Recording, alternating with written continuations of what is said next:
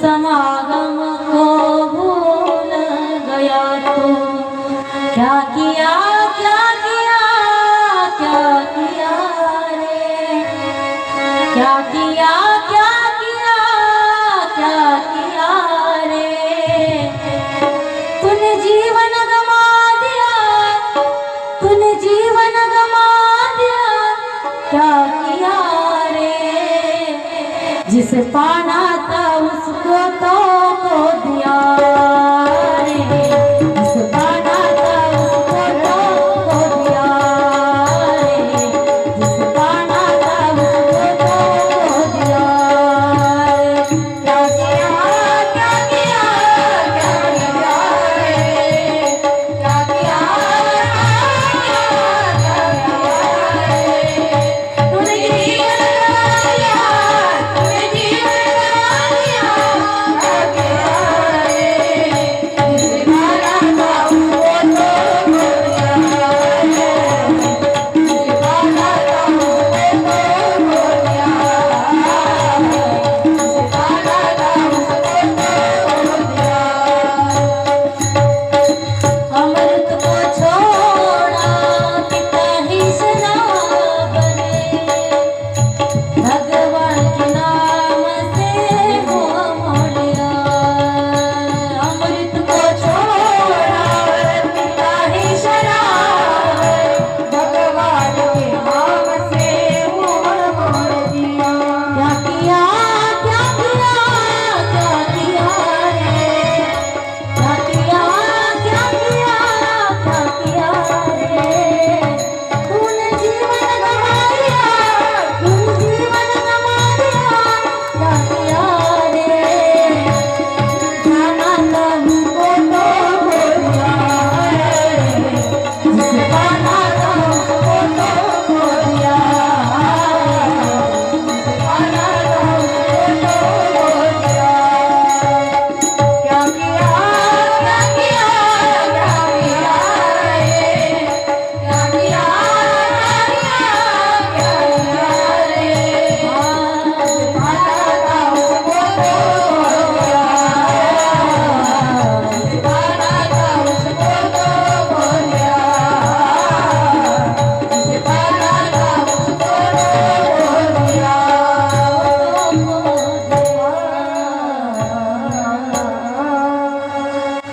विषयों के बंध में बांधा गया तू, संत समागम को भूल गया तू। क्या किया क्या किया क्या किया रे, क्या किया क्या किया क्या किया रे। तूने जीवन गवा दिया, तूने जीवन गवा दिया, क्या किया रे। जिसे पाना था उसको तो खो दिया। असं हे कलियुग आहे। विषय सुख लोकाला फार आवडे, देवदेव नाही करणार लोक, पण हे विषयाचं सुख तरी कुठपर्यंत गोड वाटेल। विषयाचे सुख येथे वाटे गोड, पुढे यमदंड अवघड। कशा अवघड आहेत, काय करतात ते, मारिती तोडीती झोडीती निष्ठुर, यमाचे किंकर बहुसार। मग असे असणारे यम आपल्याला त्रास देतात, पण इथं आपल्याला विषय सुख आनंद द्यायला खूप आनंद होतो भोगण्यासाठी, पण त्याचा त्रास पुढे खूप होतो। मग कलियुगातले लोक विषयाला जास्त महत्व देतील, देवदेव जास्त करणार आहे। असे लोक कलियुगात जन्माला येतील, वाईट कृत्य करतील। जे ब्राह्मण आहेत ना, ते स्वतःची संध्या करायचं विसरून जातील। ते 3 टाइम कधीच संध्या, त्रिकाळ संध्या करू शकणार नाही। क्षत्रिय जे आहेत ते स्वतःचा धर्म विसरून जातील। क्षत्रियाचा धर्म काय, प्रजेचं रक्षण करणं, त्यांचं पालन करणं, पण तेच त्यांचं भक्षण करतील।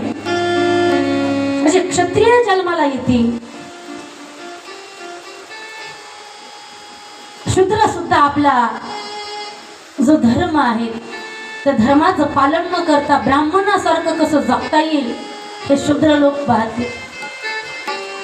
कोण माणूस कोणता धर्म पाळला नाही वाईट वागतील असं कलियुग भयंकर जन्माला येईल. हे कलियुग काय सोपं नाही मायबाप. हे कलियुग फार कठीण आहे. या कलियुगाच्या प्रभावामुळे अनेक जण त्यांचं वाटोळं झालं. असं हे भयंकर कलियुग आहे. त्याचा प्रभावच काहीतरी वेगळा या कलियुगाचा. पहा सत्ययुगाचा आणि कलियुगामध्ये काय फरक आहे. एक उदाहरण सांगते पहा तुम्हाला. सत्ययुगामध्ये एका व्यक्तीनं दुसऱ्या व्यक्तीला जागा दिली, विकत जागा दिली. त्यानं ती विकत घेतली आणि विकत घेतल्याच्या नंतर त्याला त्या शेतामध्ये काहीतरी लावायचं होतं म्हणून त्यानं नांगरलं शेत. नांगरत असताना त्याला त्या शेतामध्ये एक सोन्याचा हंडा सापडतो. आता सोन्याचा हंडा सापडल्याच्या नंतर तो व्यक्ती काय करतो, तर सोन्याचा हंडा घेतो आणि ज्याच्याकडून त्यानं विकत घेतली ना ती जमीन, त्या व्यक्तीकडे तो सोन्याचा हंडा घेऊन जातो. त्याच्याकडे तो सोन्याचा हंडा घेऊन गेल्याच्या नंतर त्या व्यक्तीला म्हणतो, मालक मी तुमच्याकडून ही जमीन विकत घेतली, त्या जमिनीचे पैसे मी तुम्हाला दिले, पण जी जमीन मी तुम्हाला विकत घेतली तुमच्याकडून, त्या जमिनीमध्ये हा सोन्याचा हंडा निघाला, हा तुम्ही तुमचा घेऊन टाका. का या हंड्याचे पैसे मी काही तुम्हाला दिलेले नाही, हा हंडा तुमचा झाला. त्यावेळेस ज्यानं ती जमीन विकत दिली ना तो व्यक्ती म्हणतो, नाही तू जमीन विकत घेतलीस ना, याचा अर्थ तू जमीन विकत घेतली ती तुझी झाली आणि त्या जमिनीमध्ये जे काही निघेल किंवा जे काही आहे त्याच्यावर तुझाच अधिकार आहे, असं त्याला सांगितलं. पण तू जमीन विकत घेतली जमीन तो म्हणतो, नाही हे तुमच्या वाट्याचं, मी फक्त जमीन विकत घेतली, ही विकत घेतलं नाही. त्यांच्यात वाद निर्माण झाला. तो म्हणतो, नाही तुमचंच आहे, ते म्हणतो तुमचंच आहे, तुमचंच आहे, असं भांडण चालू झालं. आणि तेवढ्यामध्येच असे भांडणं चालू होते. हे झालं सत्ययुगामधलं. या सत्ययुगामध्ये आता कलियुगामधलं पहा, हे दोघं भांडणं कशासाठी करत होते की हा हंडा तुमचा, हा तुम्ही ठेवा ना. तो म्हणतो, नाही याच्यावर अधिकार तुझा आहे, हे तुझ्यापाशीच राहू दे. पण कलियुगामध्ये तसं नाही. कलियुगामध्ये भांडणं याच्याकरिता चालू झाले की नाही, मी जमीन विकत घेतली ना, तर याच्यामध्ये जे काही निघेल त्याच्यावर माझाच अधिकार आहे, मग हा सोन्याचा हंडा माझा आहे. आणि तो व्यक्ती म्हणतो, ज्यानं विकत दिली ना जमीन, तो म्हणतो, नाही तू फक्त जमिनीचे पैसे दिलेस, त्या हंड्याचे पैसे दिले नाही, मग जो हंडा निघलाय ना तो माझा आहे. पहिलं भांडणं चालू होतं, हे तुझं आहे, तुझं आहे, तुझं आहे, तुझं आहे म्हणून. पण आता भांडणं चालू झाले, हा माझा आहे, हा माझा आहे याच्याकरिता. कलियुग असंच आहे. सत्ययुग वेगळं, कलियुग वेगळं. सत्ययुगाचा प्रभाव वेगळा, कलियुगाचा प्रभाव वेगळा. कारण कालाय तस्मै नमः.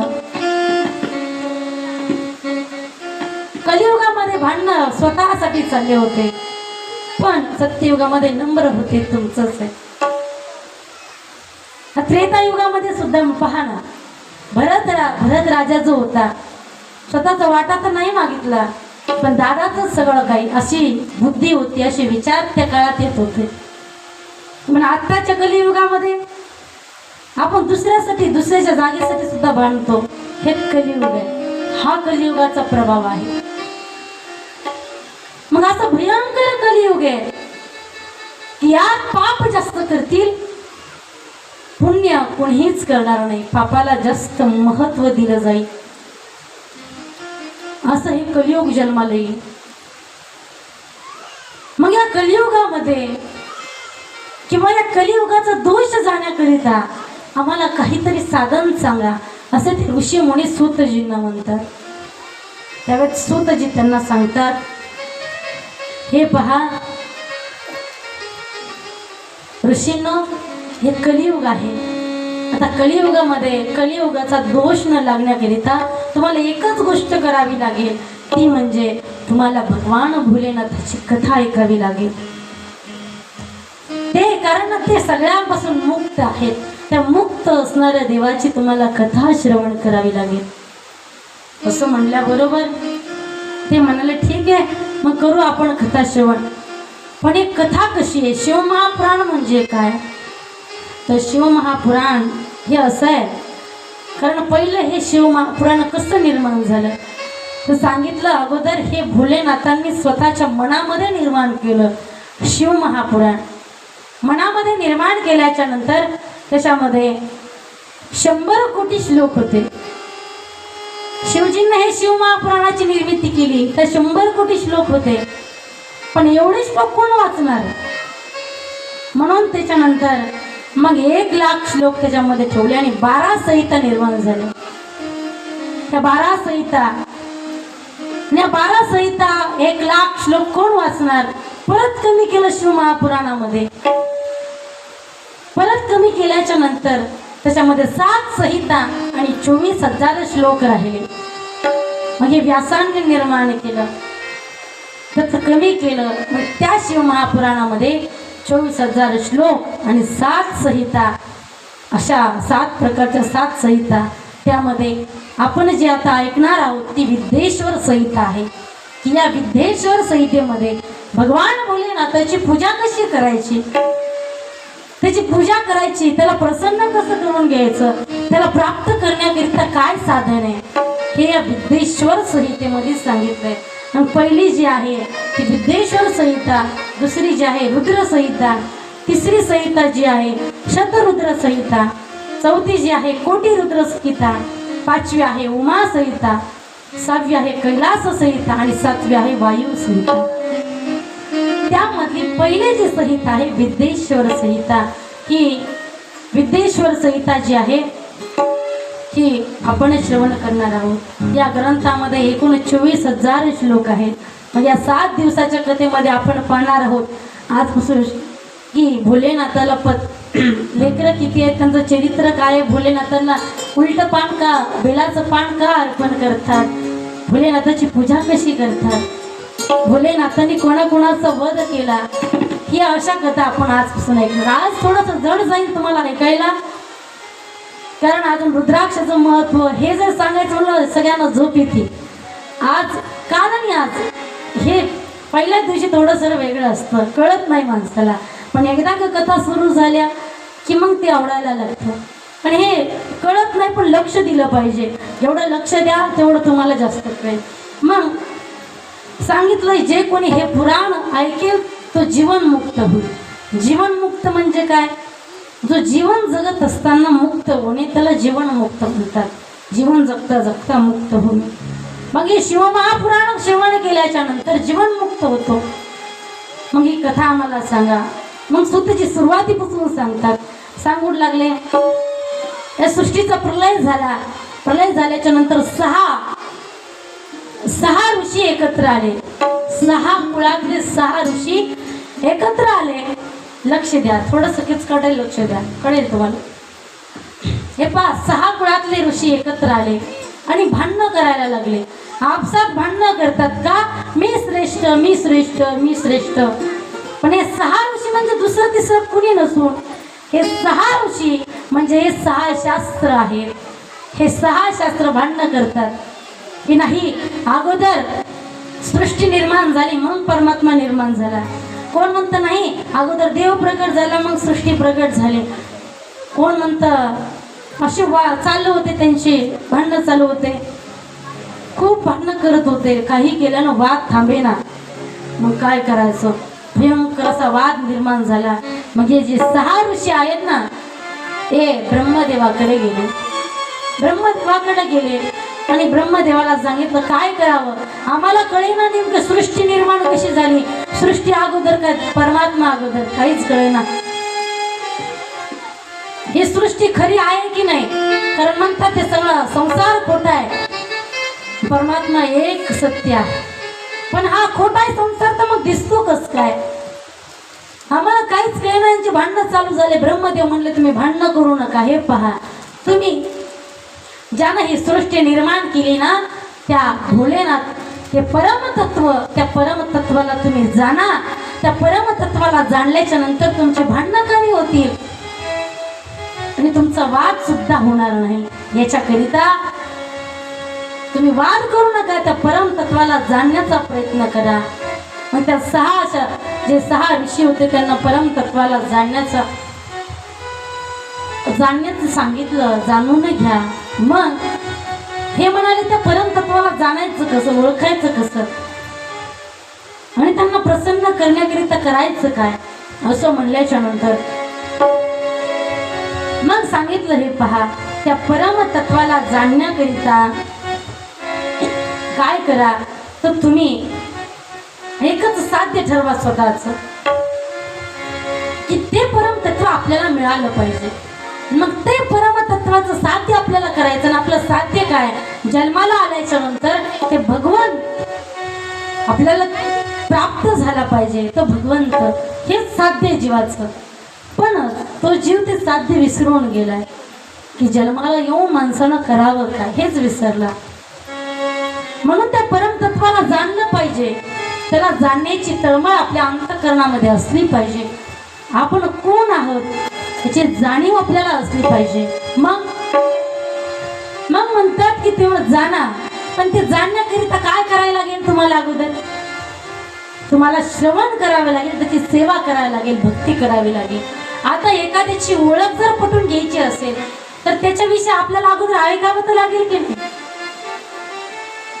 महिला मंडळ, ऐकावं लागेल की नाही? आता शिवजी, भोळेनाथ हे कसे आहेत हे पाहण्यासाठी आपल्याला अगोदर त्यांचं वर्णन ऐकावे लागेल. मग त्याच्यासाठी तुम्ही 3 भक्ती करा. पहिली करा श्रवण भक्ती, दुसरी कीर्तन, आणि तिसरं म्हणजे मनन करा. तुम्हाला तो भगवान परमात्मा प्राप्त होईल. मग श्रवण करा. कशाचं श्रवण करायचंय? तर त्या भगवान परमात्मा, त्याचा स्वभाव कसा आहे, तो कसा आहे हे जाणण्याकरिता तुम्ही श्रवण करा. आता आपण तेच करतोय, श्रवण करतोय. त्या भगवान भोलेनाथाचा आपल्याला या 7 दिवसांमध्ये त्यांच्या लीला आपल्याला ऐकायच्या आहे. तो कशा आहे हे आपल्याला बघायचं आहे. मग श्रवण आपण केलं पाहिजे, कारण श्रवण केल्याच्या नंतर आपल्या अंतःकरणामध्ये तो भगवान परमात्मा विराजमान होईल. त्याच्याविषयी आपल्या अंतःकरणात प्रेम निर्माण होईल.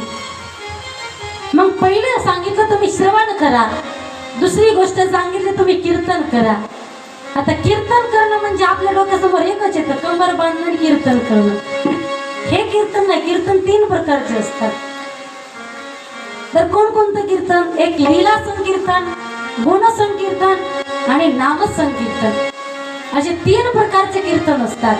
मग त्यापैकी लीला संकीर्तन जे आपण ऐकलं ते कीर्तन करणं. आता जे तुम्ही श्रवण केलंय ना त्याचं उच्चारण करणं. मग लीला, माझ्या भोलेनाथाने कशा कशा लीला केल्या, काय लीला केल्या? कधी ते भक्तासाठी चंद्रमौळी झाले, ते भक्तासाठी भोलेनाथ झाले. ते कसेही अवतार धारण करतात भक्तासाठी. त्यांचे लीला सांगणं हे लीला संकीर्तन झालं, आणि त्यांचे गुण सांगणं हे गुण संकीर्तन. हे दोन्हीपैकी जरी नाही जमलं तरी तिसरं जे कीर्तन आहे ते आहे नाम संकीर्तन, की त्या भगवान परमात्म्याचं नामचिंतन घेणं हे सगळ्यात महत्वाचं कीर्तन आहे. हे दोन्ही नाही जमलं तर तिसरं सगळ्यात सोपं आहे नाम संकीर्तन. साधन पै सोपे, जळतील पापे जन्मांतरीचे, असं हे नाम संकीर्तन आहे. म्हणजे श्रवण केलंय त्याचं मुखानं नाव घेतलं पाहिजे. आणि नुसतं नाव घेऊन पण उपयोग नाही, मनन सुद्धा केलं पाहिजे. मनन करणं गरजेचं आहे. जे ऐकलंय त्याचं उच्चारण करून मनन त्याचं केलं पाहिजे. असं केल्याच्या नंतर ते परमतत्व प्राप्त होईल. गुरुच्या मुखारविंदातून मंत्र घेऊन त्या परमतत्वाची ओळख करावी.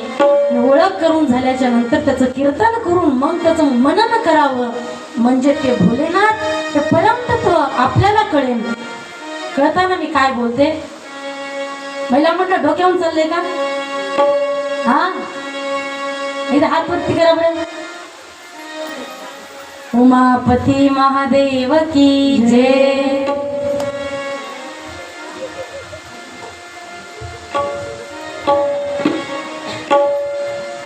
मग हे परमतत्व जाणण्याकरिता श्रवण करावं लागेल, मनन करणं गरजेचं आहे, आणि नाव घेणं सुद्धा गरजेचं आहे. म्हणून तुम्हाला कथेमध्ये सारखं सांगत असते नाव घ्या, टाळी वाजवा, ते देवाला आवडतं. म्हणून कीर्तनात टाळी वाजवली पाहिजे, नाव घेतलं पाहिजे. मग हे सांगत होते सूतजी की असा प्रकार झाला, मग त्या तत्वाला जाणून घ्या. व्यासजींनी मला जे सांगितलं तेच मी तुम्हाला सांगतो. व्यासजींनी अनेक पुराणाची रचना केली, पण व्यासजी सुद्धा उद्विग्न झाले का, या समाजाच्या कल्याणाकरिता मी अनेक ग्रंथाची रचना केली आणि रचना केल्याच्या नंतर या लोकांना धर्म अर्थ काम कसं प्राप्त होईल हे सगळं मार्ग मी सांगितला, पण मला त्या परम तत्वाचा अनुभव अजून प्राप्त झाला नाही. आणि त्या परम तत्वाचा अनुभव मला होण्याकरिता काय करू याचा विचार करत दुःखी होऊन नारदजी एका ठिकाणी बसले होते. आणि जसे बसले नारदजी उद्विग्न झाले, देवाची आठवण काढायला लागले. देवा, मी एवढ्या पुराणांची रचना केली, पण तुझं तत्व मला कळलं नाही, तुझा अनुभव मला प्राप्त झाला नाही, असं का होतंय? उद्विग्न होऊन बसले. आणि तेवढ्यामध्ये सनत कुमारांचं आगमन झालं.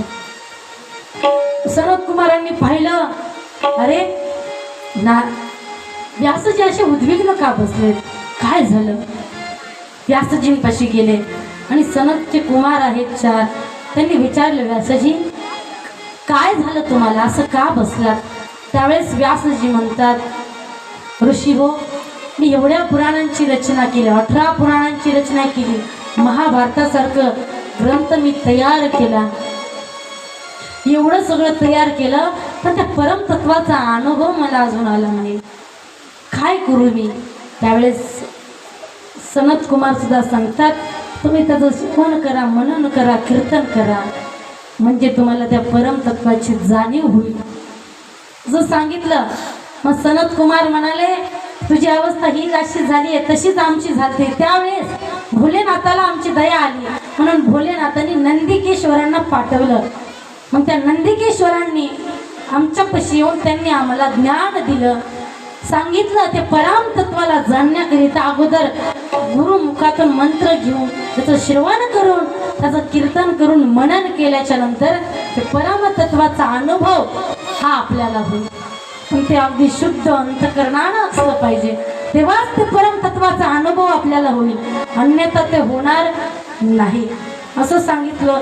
मग मात्र हे सनकादिक कुमार जे आहेत ना, ते म्हणतात, अहो तुम्ही म्हणतात ते बरोबर आहे, श्रवण केलं पाहिजे. श्रवण केल्याच्या नंतर त्या भगवान परमात्म्याची काय लीला आहे हे निश्चित आम्हाला कळेल. पण हे कळत असताना, हे करत असताना सगळ्यांनाच कथा ऐकायला भेटेल असं नाही ना, सगळ्यालाच कथा ऐकायला मिळेल असं आहे का?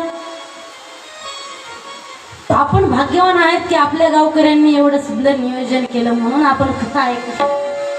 कथा सहजासहजी शिवमहापुरांत नाहीच ऐकायला मिळत, पण ही कथेचं नियोजन करायचं म्हणल्याच्या नंतर त्रास असतो. मंडपवाल्यांना बोलवा, सिस्टीमवाल्यांना बोलवा, कथाकारांना बोलवा, सगळ्यांना बोलवा, हे ताण असतं, सहजासहजी ऐकायला भेटत नाही. म्हणजे ऋषी मुनी आहेत ना, ते म्हणतात का हो, सर्वांनाच श्रवण करण्याची, सर्व श्रवण करता येणार नाही. म्हणजे भोळे बाबडे जे शिवजींचे भक्त आहेत त्यांचा उद्धार कसा होईल? मग सांगितलं, ते भोळे बाबडे जे आहेत त्यांनी काय करावं, तर त्यांनी शिवजींची पूजा करावी. की शिवजींची पूजा केल्याच्या नंतर शिवजी त्यांच्यावरती प्रसन्न होऊन त्यांना मुक्त करतील. मग ती पूजा कशी करायची ते तुम्हाला मी सांगेन. ते आपण अगोदर भजन करू, मग पूजा कशी करायची शिवजींची ते आपण पाहू. सर्वांनी उठून उभे राहा.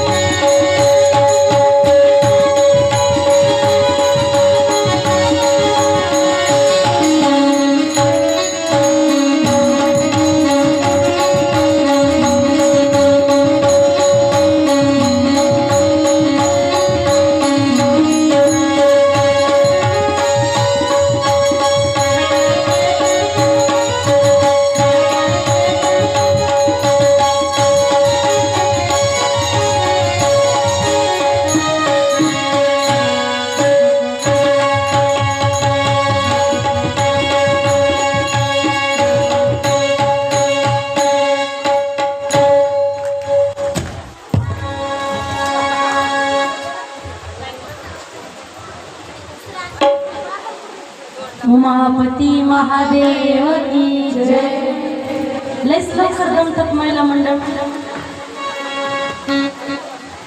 पावलं खेळ वाटत नाही तुला?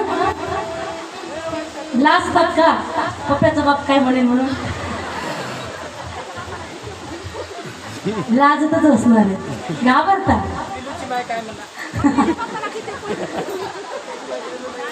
इथं जर नाचलात ना 84 लक्ष येवणीमध्ये नाचण्याची गरज नाही.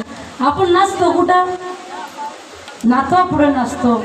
जर खूपच आग्रह केला तर लग्नात सुद्धा नाचतो आपण. पण इथं नाचायला लाज का वाटते आपल्याला? इथं नाचलं पाहिजे. 7 दिवस आपल्या हातात आहे. नुसतं उठून उभं राहतात. आनंद घेण्याकरिता उठवतात तुम्हाला मी. आम्हाला उठून नाचू वाटतं, तुम्हाला उठून नाचावं. नाचणं म्हणजे काय? पावलं खेळायचे आपल्याला. छान जेवढं तुम्ही आनंद घ्या. तर काही महिला मंडळ आहेत पुढच्या छान आनंद घेतात. जे घेतात त्यांना विचारा किती आनंद येतो. असो, ज्यांनी आनंद घेतला त्यांच्या मनापासून धन्यवाद. ज्यांनी नाही घेतलं त्यांच्यासाठी जोरदार टाळ्या.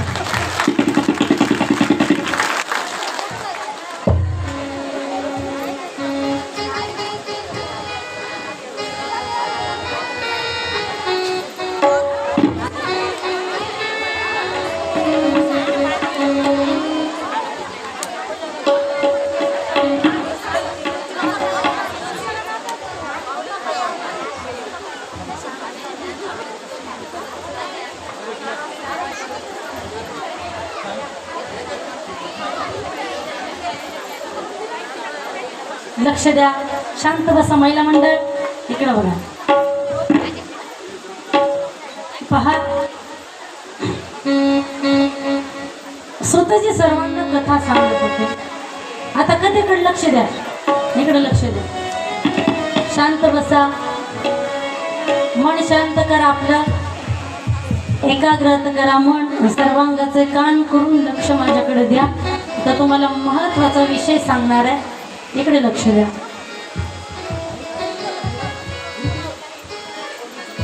हे पहा, मग सनकादिक जे मुनी आहेत, ऋषी आहेत, ते काय म्हणतात?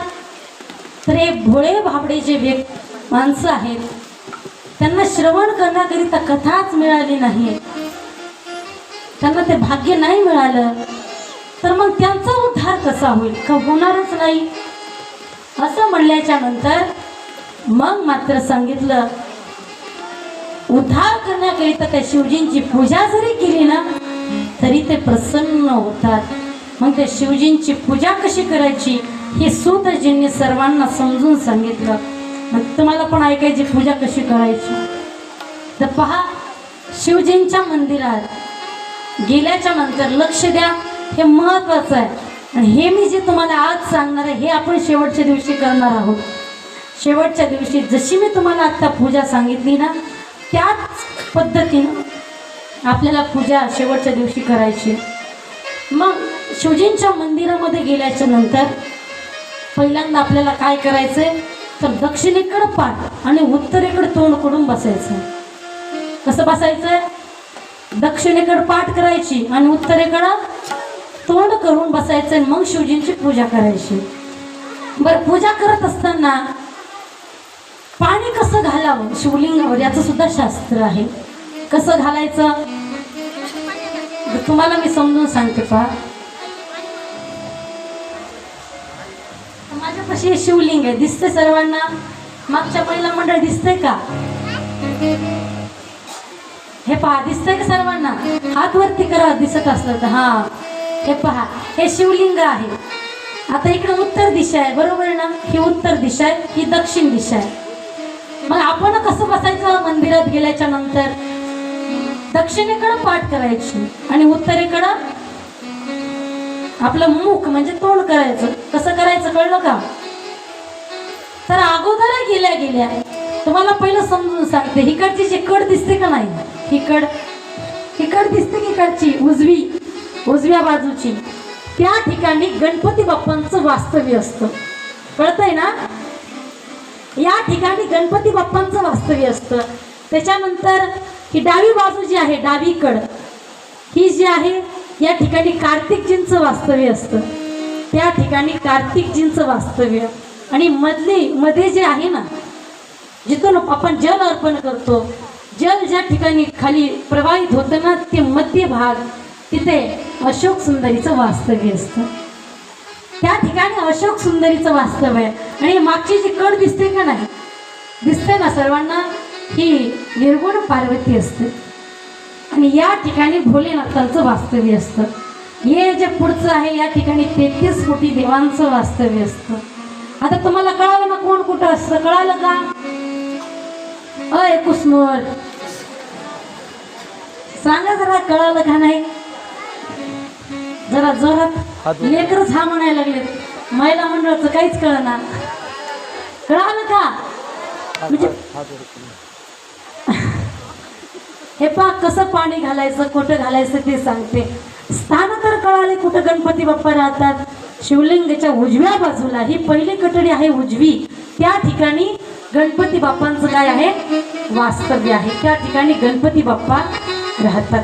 त्याच्यानंतर डावी बाजू जी आहे त्या ठिकाणी कार्तिकजी, मध्यभागी अशोक सुंदरी, बाजू जी आहे ती निर्गुण पार्वती, आणि मधली जी पिंड आहे ना शिवलिंग, तिथं भगवान भोलेनाथांचं वास्तव्य असतं. एवढं कळालं? जायचं का मग पुढं? हा, लक्ष द्या. मग मंदिरामध्ये गेल्या गेल्या अगोदर पाणी कोणाला घालायचं? तर गणपती बाप्पांना पहिलं पाणी घालायचं. गणपती बाप्पाचं तिथं स्थान आहे, त्या ठिकाणी अगोदर पाणी घालायचं. का? कोणतेही कार्य असो, त्या कार्यामध्ये अगोदर आपण काय करतो? गणपती बाप्पाची वंदना करतो, गणपती बाप्पाची पूजा करतो. मग आपण दुसऱ्या कार्याला, कोणतंही कार्य असो ते कार्य मग आपण सुरुवात करतो, त्या कार्याला सुरुवात करतो. का? जो कोणी गणपती बाप्पाची पूजा करतो ना, त्याच्या घरी कधी भांडण होत नाही, प्रेम राहत घरात. कसं काय? तर त्याचं कारण असं आहे, पहा आता भगवान भोलेनाथाच्या घरातच किती अवघड आहे. पार्वती मातेचं वाहन काय आहे? काय वाहन आहे? वाहन. भगवान भोलेनाथाचं नंदी, गळ्यामध्ये सर्प. कार्तिकजींचं काय आहे? मोर. आणि गणपती बाप्पांचं काय आहे? मूषक, उंदीर. आता एवढं आहे बघा. जो पार्वती मातेचा वाघ आहे ना, तो वाघ भगवान भोलेचा जो नंदी आहे त्याच्यावर टपलेला आहे. आता जंगलामध्ये वाघाला सहज नंदी दिसतो तर ठेवल का? हा, या या या नंदीश्वर या, स्वागत आहे तुमचं असं म्हणाल का? लगेच का झडप घेईन ना त्या नंदीवरती. पण इथं आता सिंह जो वाघ आहे, पार्वती मातेचं जे वाहन आहे, ते भगवान भोलेनाथाच्या नंदीवरती टपलेला आहे. भगवान भोलेनाथाच्या गळ्यातला जो साप आहे याच्यावरती मोर टपलेला आहे कार्तिकजींचा. आणि तो साप गणपती बाप्पाचा जो उंदीर आहे त्याच्यावर टपलेला आहे खाण्यासाठी. पार्वती मातेचा वाघ भगवान भोलेनाथाच्या नंदीवरती, कार्तिकजींचा मोर भगवान भोलेनाथाच्या गळ्यामध्ये असणाऱ्या सापावरती, तो शिवजींच्या गळ्यामध्ये असणारा साप हा गणपती बाप्पांचं वाहन असणारा मूषक उंदरावरती टपलेला आहे. हे एकमेकाला खाणारे प्राणी आहे, पण तरी सुद्धा हे एकत्र राहतात तरी त्यांच्यात कधी भांडणं नाही. तर ऐकलंय का त्या पुराणामध्ये भांडणं झाले त्यांचे? ऐकलंय का? नाही ऐकलं का? त्या घराचा रिंग मास्टरच कोण आहे? गणपती बाप्पा. मग जेव्हा कोणी गणपती बाप्पांची आराधना करतो, पूजा करतो, त्यांच्या घरात भांडणं कधी होत नाही. मग मंदिरात गेल्याच्या नंतर अगोदर गणपती बाप्पाला पाणी घालायचं, त्याच्यानंतर कार्तिक स्वामींना घालायचं. कार्तिक स्वामी डाव्या बाजूला असतात, डाव्या बाजूला कार्तिकजींना घालायचं. मग त्याच्यानंतर कार्तिकजींना घातल्याच्या नंतर मध्ये अशोक सुंदरी असते, जी की भगवान भोलेनाथांची सर्वात लहान मुलगी, तिचं नाव अशोक सुंदरी. ही अशोक सुंदरी जी आहे मग तिला पाणी घालायचं आणि तिला घातल्याच्या नंतर जी निर्गुण पार्वती आहे ना तिला पाणी घालायचं आणि मग भोलेनाथांना पाणी घालायचं आणि काही पाणी उरल्याच्या नंतर तेच पाणी आपण नंदीचा जो उजवा पाय आहे त्याच्यावर टाकायचं आणि त्याच्यानंतर उरलेलं पाणी जी कलश असतो ज्या कळशीमध्ये पाणी टिप टिप टिप टिप भगवान भोलेनाथांच्या पिंडीवरती पडताना त्याच्यात टाकायचं काही. अशा प्रकारे भगवान भोलेनाथाला पाणी अर्पण करायचं, पाणी घालायचं. मग पाणी घालून झाल्याच्या नंतर भगवान भोलेनाथांना भस्म लावायचा. लाल चंदन जर असेल तर ते चंदन भगवान भोलेनाथाला लावायचं. तांदूळ असेल तर तांदूळ भगवान भोलेनाथाला अर्पण करायचे. तीळ असेल तीळ अर्पण करा. तुमच्या मनाला जे वाटेल ते तुम्ही भगवान भोलेनाथाला अर्पण करू शकता. आणि बेल वाहा. पण हे बेल जर शिवलिंगावर नसेल तर पाय पडू नये माणसं, कारण भगवान भोलेनाथाला बेल फार प्रिय आहे. पण काहींना कशी इच्छा असते की आम्हाला 100 बेलपत्र व्हायचे, पण ते 100 बेलपत्र वाहण्याकरिता त्यांच्याकडं तेवढे उपलब्ध त्यांना होत नाहीत. मग काय करायचं? इच्छा तर आहे पण बेलपत्र तेवढे उपलब्धच होत नाहीत. मग करायचं काय? मग याच्याकरिता काय केलं पाहिजे तर आपलं एक जरी बेलाचं पान आपल्याला मिळालं तरी त्यामध्ये 3 पानं असतात पहा. तर त्या 3 पानावर लाल चंदने राम राम राम असं नाव टाकायचं. असं नाव टाकल्याच्या नंतर ते उलट बेलपत्र भगवान भोलेनाथाच्या पिंडीवरती अर्पण करायचं. असं अर्पण केल्याच्या नंतर आपल्याला 100 बेलपत्र वाहिल्याचं पुण्य आपल्याला मिळतं. म्हणून तसं बेलपत्र आपण भगवान भोलेनाथाला अर्पण करावं. बेलपत्र वाहिल्याच्या नंतर तुम्हाला जे फुलं व्हायचे असतील ते तुम्ही वाहू शकता. पण फक्त केतकीचं फूल भगवान भोलेनाथाला जमत नाही, ते वाहू नये, ते त्यांना आवडत नाही. आणि काही जण हळदी कुंकू वाहतात भोलेनाथांना, पण ते पिंडीला नाही लावायचं. जे निर्गुण पार्वती जे आता मी तुम्हाला सांगितलं त्या ठिकाणी ते हळदी कुंकू लावलं तरी काही हरकत नाही. पिंडीला हळदी कुंकू लावायचं नाही, तिथे भस्म लावायचा. नाही तर काही हळदी कुंकू घेत असं फेकतात पिंडीवर, तसं फेकायचं नाही. लावायचं तर खाली लावायचं, नाहीतर भस्म लावला तरी चांगली गोष्ट आहे. मग असं पाणी अर्पण करायचं भगवान भोलेनाथाला. चंदन लाल कलरचं चंदन भगवान भोलेनाथाला आवडतं. त्याच्यानंतर भगवान भोलेनाथाला धोत्र्याचं फळ जे आहे ते सुद्धा प्रिय आहे. धोत्र्याचं फूल सुद्धा प्रिय आहे. मग धोत्र्याचं फूल आपण भगवान भोलेनाथांना अर्पण करायचं. त्याच्यानंतर मग भोलेनाथांना आपण पंचामृतानं अभिषेक करायचा. आता पंचामृतामध्ये काय काय येतं? दही, दूध, तूप, साखर आणि मध हे पंचामृतामध्ये येतात. ह्याचं जरी चमचा आपण 1 चमचा भरून जरी आपण महादेवाच्या पिंडीवर वाहिलं ना तर आपलं कल्याण होतं. जर महादेवाच्या पिंडीवर दूध जर अर्पण केलं तर आपल्याला संतती संबंधामध्ये संततीविषयीचं सुख आपल्याला प्राप्त होतं. काहींना संतती होत नाही ना, मग याच्याकरिता आपण भोलेनाथांच्या पिंडीवर जरी दुधाचा अभिषेक घातला तर आपल्याला संततीचं सुख प्राप्त होतं. त्याच्यानंतर मध जर अर्पण केला भगवान भोलेनाथाच्या पिंडीवरती तर आपल्याला ऐश्वर्य प्राप्त होतं, धन लाभ होतो, ऐश्वर्य मिळतं. त्याच्यानंतर तिसरं जे आहे ते म्हणजे साखर. साखरेने जर भगवान भोलेनाथांचा अभिषेक केला तर त्याच्यानंतर लेकर जर हट्टीपणा करतात, काही ना लेकरं आहेत तर त्यांना वैताग येतं लेकरांचा, कारण ते एवढा हट्ट करतात की त्या हट्टाच्या पुढं काही सुधारत नाही, काही करता येत नाही. मग हट्टीपणा थांबतो लेकराचा. चौथं जे आहे ते दही जर आपण भगवान भोलेनाथाच्या पिंडीवरती अर्पण केलं तर आपल्यामध्ये प्रेम निर्माण होतं.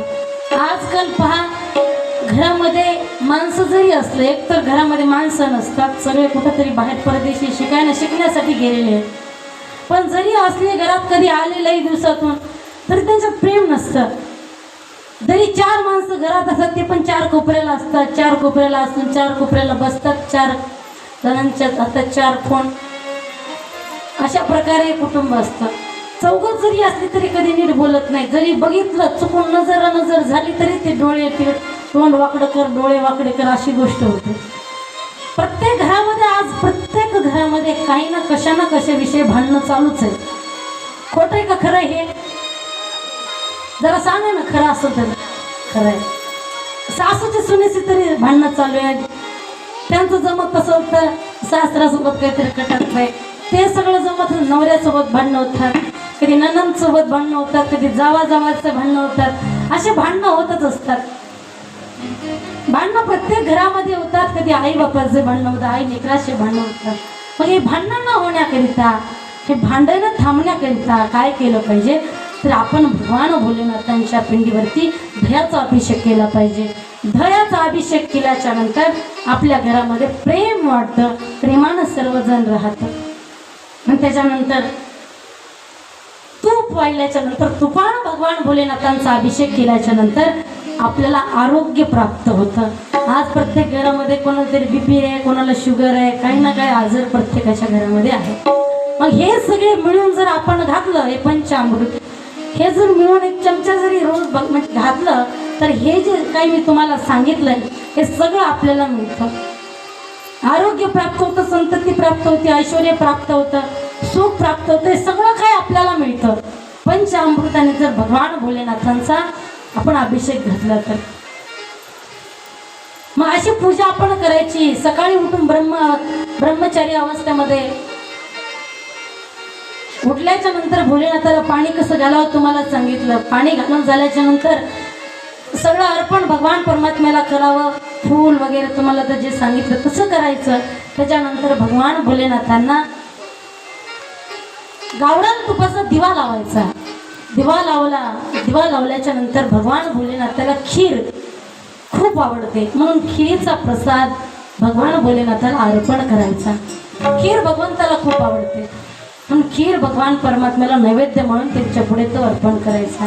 आणि ही सगळी पूजा झाल्याच्या नंतर देवाला विनंती करायची, देवा या गरीब भोळ्या बाबड्या भक्तांनी तुझी पूजा केली आहे, चुकलं हुकलं असेल तर माफ कर, समजून घे. आणि जे काही तुमची इच्छा असेल ना ती तुम्ही त्या भगवान भोलेनाथांपुढे तुम्ही तुमची इच्छा सांगा. तुम्ही रोज जर भगवान भोलेनाथांना पाणी घातलं ना 3 महिन्याच्या नंतर तुमच्या जीवनात काहीतरी बदल होईल. पण ही पूजा करत असताना मायबाप अंतःकरणामध्ये भाव असला पाहिजे. भाव असला पाहिजे. आणि भाव नसेल तर पूजा करून काय उपयोग हो. कारण तो भावाचा भुकेला आहे भगवान परमात्मा. देवा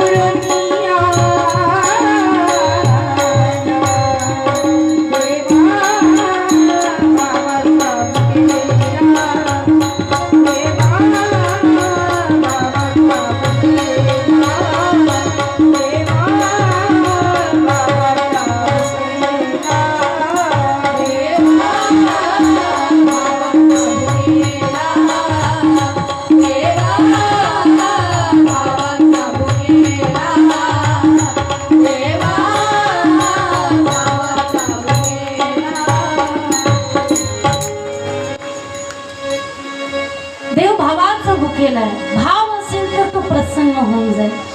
भावानं आपण पूजा केली पाहिजे. मनी नाही भाव देवा मला पाव. देव कसं पाळेल नाही पाहू शकत. त्याला भाव लागतो. भावेन देव कलया नरेंद्र धनेन कांता कपटेन शत्रु सत्येन मित्रं कृपयाच पुत्रं ज्ञानेन मोक्षं वशमानयन्ति. भावानं देव मिळवता येतो. ज्याप्रमाणे पत्नीला जर वश करायचं असेल तर तिला धनाने ती वश होते. आपल्याला मित्राला जर वश करायचं असेल तर सत्यानं मित्र वश होतो. शत्रू कपटाने आणि मोक्ष जर प्राप्त करायचं असेल तर ज्ञानानेच होतो. तसं देवाला प्राप्त करायचं असेल तर अंतःकरणामध्ये भाव असायला लागतो. भाव असेल तर देव प्राप्त होतो.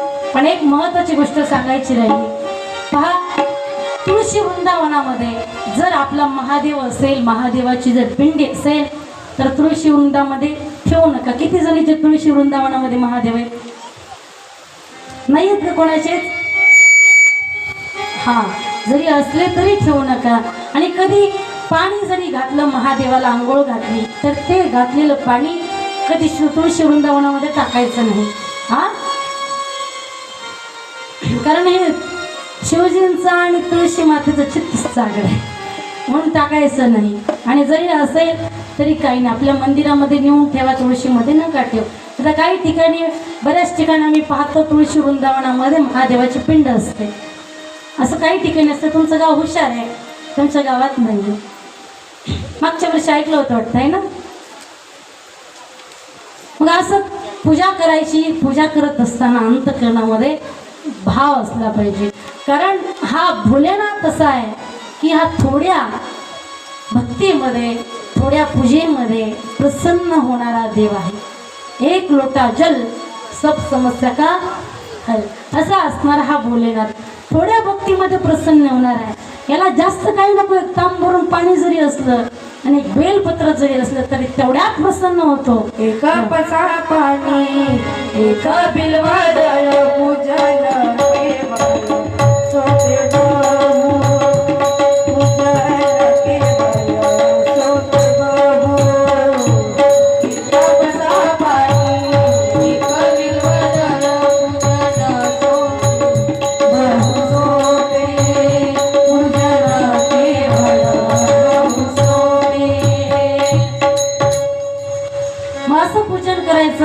थोडा भोळा नाथ आहे. थोड्या भक्तीमध्ये प्रसन्न होणारा हा भोळा आहे. किती भोळा आहे ते आपण पाहणार आहोत झाकीच्या स्वरूपामध्ये. पण ती झाकी येण्याकरिता तुम्हाला मध्ये रस्ता द्यावा लागेल. कारण लईच गर्दी झाली आहे, त्यांना येता येणार नाही, म्हणून रस्ता द्या थोडासा. आपण झाकीच्या स्वरूपामध्ये पाहणार आहोत. रस्ता करा बरं. सरका असं असं सरका, थोडं थोडं थोडं थोडं सरका.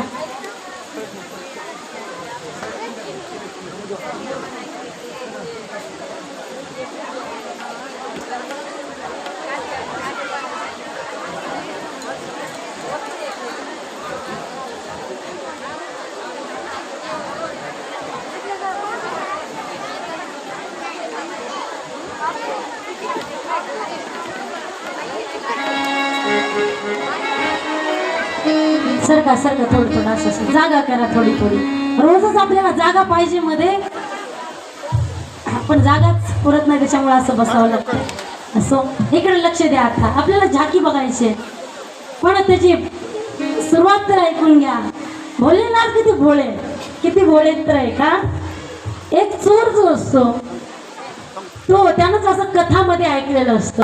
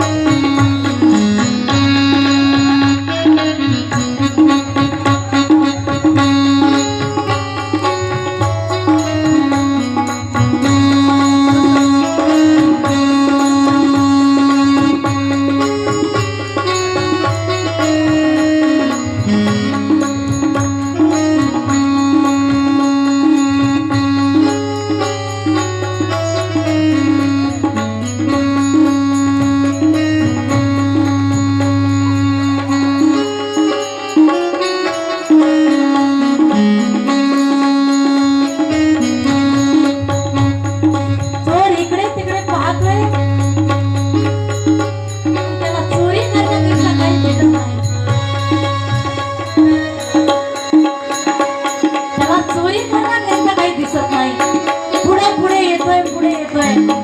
पुढे आल्याच्या नंतर त्याला एक शिव मंदिर दिसतं आणि शिव मंदिर दिसल्याच्या नंतर तो चोर ते शिव मंदिरामध्ये येतो. तो चोर शिव मंदिरामध्ये येतो. इकडे तिकडे पाहतो पण त्याला काही दिसत नाही. तो म्हणला आज तर चोरी करण्यासाठी काही भेटलं नाही, काहीतरी नेलं पाहिजे, नाही तर बायको काही घरात घेणार नाही. तेवढ्यात त्याचं लक्ष जातं वरती लक्ष गेल्याच्या नंतर त्याला घंटा दिसतो आणि घंटा दिसल्याच्या नंतर मग काय होतं, ते घंटा काढायचा पण कसा काढायचा त्याचा विचार तो करतो. विचार करतो आणि त्याच्या डोक्यामध्ये विचार येतो की आपण या शिवलिंगावरती उभा राहू आणि मग घंटा काढू. आता शिवलिंगावरती उभा राहून घंटा काढण्याचा प्रयत्न करतो. तेवढ्यामध्ये त्या ठिकाणी शिवजी प्रकट होतात आणि शिवजी प्रकट झाल्यावर मग हा चोर बोलतो, काय म्हणतो, सारे जग आहे मोर बाला, सारे जग आहे मोर बाला, मेरा भोला है जग से निराला. बम बोल बम बोल बम बोल, सारे जग आहे मोर बाला, सारे जग आहे मोर बाला, मेरा भोला है जग से निराला. बम बोल बम बोल बम बोल, बम बोल बम बोल बम बोल, बम बोल बम बोल बम बोल. एक चोर खड़ा शिव मंदिर में, एक चोर खड़ा शिव मंदिर में, पाप था उसके अंदर में, पाप था उसके अंदर में. घंटा आया उसे नजर, जो था शिव जी के ऊपर. घंटा आया उसे नजर, जो था शिव जी के ऊपर. लेकिन था काफी ऊंचा, लेकिन था काफी ऊंचा, उसने दुआ में से पूछा, मारने वाला जिसने चक्कर में डाला, हे मेरा निराला. बम बोला बम बोला बम बोला, बम बोला बम बोला बम बोला. सारे जग का है ओर बाला, सारे जग का है ओर बाला, मेरा भोला है जग से निराला. बम बोला बम बोला बम बोला, बम बोला बम बोला बम बोला. हे पहा, तो चोर त्या मंदिरामध्ये उभा असतो, त्याला तो घंटा नजर येतो. घंटा दिसतो तो विचार करतो, आज आपण घंटा तरी घेऊन गेलो पाहिजे. मग तो चोर काय करतो, मग तो काढायचा कसा, काढायचा कसा याच्याकरिता विचार करतो. डोकं खाजवतो, इकडं चल तिकडं चल, काय त्याला कळत नाही काय करावं. आणि तेवढ्यामध्ये काय होतं, तर त्याला एक उपाय त्याच्या लक्षामध्ये येतो. उपाय समझ जब आता है, उपाय समझ जब आता है, चोर बड़ा मुस्कुराता है, चोर बड़ा मुस्कुराता है. शिव मूरत पर वो चढ़कर हाथ लगाया घंटे पर, शिव मूरत पर वो चढ़कर हाथ लगाया घंटे पर. घंटा घन घन बोल उठा, चोर घन बाजू लूटा,